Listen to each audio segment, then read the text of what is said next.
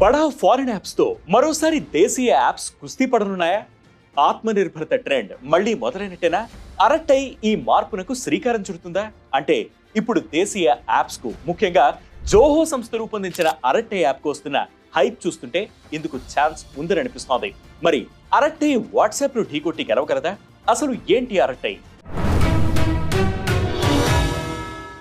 స్వదేశీ technology app కు ప్రాధాన్యం ఇవ్వాలని ప్రధాని మోదీ పిలుపునివ్వడం, జోహో డిజైన్ చేసిన messaging app made in India product అరట్టైను వాడమని కేంద్ర మంత్రి ధర్మేంద్ర ప్రధాన్ ట్వీట్ చేయడంతో స్వదేశీ ట్రెండ్ ఊపందుకుంది. అరట్టై అంటే తమిళంలో మాట్లాడుకోవడం అని అర్థం. ఈ app text messaging, voice chat, voice and video calls, media sharing, stories and channels ను సపోర్ట్ చేస్తుంది. ఇప్పటికే వాయిస్ అండ్ వీడియో కాల్ కు end to end encryption feature offer చేస్తోంది. ఇక అరట్టైలో మల్టీ డివైస్ యాక్సెస్ ఓ ప్లస్ పాయింట్. ఆండ్రాయిడ్ టీవీలోనూ దీనిని యాక్సెస్ చేసుకోవచ్చు. ప్రస్తుతం వాట్సాప్ లో ఇంకా ఈ సదుపాయం లేదు. అరట్టై అకౌంట్ ను ఒకేసారి 5 డివైసుల్లో వాడుకోవచ్చు. వాట్సాప్ లో యూజర్ కు యూచాట్ విండో అందుబాటులో ఉన్నట్టే అరట్టైలో పాకెట్ ఫీచర్ ఉంది. ఇందులో యూజర్ తమ ఫోటోలు, వీడియోలు, మెసేజ్లు మొదలైనవి స్టోర్ చేసుకోవచ్చు. దీనికి తోడు ఇందులో మీటింగ్స్ అనే ట్యాబ్ కూడా ఉంది.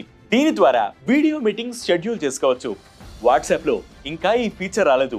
లో memory storage and 2G, 3G నెట్వర్క్లపై పనిచేసే పాత మోడల్ ఫోన్లలోనూ అరట్టై పనిచేయగలదు. దీనివల్ల యాప్ ఎక్కువ మందికి అందుబాటులో ఉంటుంది. వాట్సాప్ తో పోలిస్తే తక్కువ డేటా తీసుకుంటుంది. వాట్సాప్ లో ఉన్నట్లు ఇందులో యాడ్స్ కు చోటు ఇవ్వలేదు. దీనివల్ల యూజర్ కు మరింత స్మూత్ ఎక్స్పీరియన్స్ ఉంటుంది. వాట్సాప్ తరహాలోనే ఇది 1-to-1 గ్రూప్ చాట్ ను సపోర్ట్ చేస్తుంది. వాట్సాప్ లో ఓ గ్రూప్ లో 1024 మందికి లిమిట్ ఉంటే అరట్టైలో గ్రూప్ సభ్యుల లిమిట్ 1000గా ఉంది.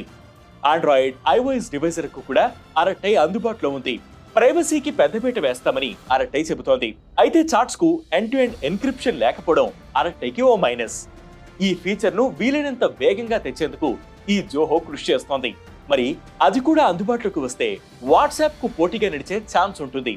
గతంలోనూ ఈ స్వదేశీ ట్రెండ్ కొనసాగినా అది అంతగా హిట్ అవ్వలేదు. 2020లో కోవిడ్ అండ్ చైనాతో సరిహద్దులో ఉద్రిక్తత సమయంలో ఆత్మనిర్భరత ట్రెండ్ అయింది. దేశీయ టెక్ యాప్స్ వాడాలని అప్పట్లో కేంద్రం ప్రమోట్ చేయగా కొన్ని యాప్స్ వెలుగులోకి వచ్చాయి. దిగ్గజ యాప్లకు పోటీ ఇచ్చేందుకు ప్రయత్నించాయి. అప్పట్లో వాట్సాప్ కు బెస్ట్ ఆల్టర్నేట్ అనుకున్న హైక్ కూడా 2021లో మూతపడింది. ఈ నేపథ్యంలో ఇప్పుడు అరట్టైపై మళ్లీ కేంద్రం ఆశలు పెట్టుకోవడం, దీనికి సోషల్ మీడియాలో హైప్ వస్తుండడంతో ఈసారైనా స్వదేశీ నిలబడుతుందా అనేది ఆసక్తికరంగా మారింది.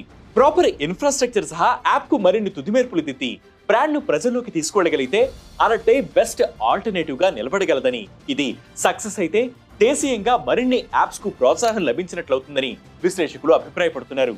అయితే ఈ యాప్ చెన్నై బేస్డ్ కావడంతో దీని పేరుపై కొన్ని మిక్స్డ్ రియాక్షన్స్ వస్తున్నాయి.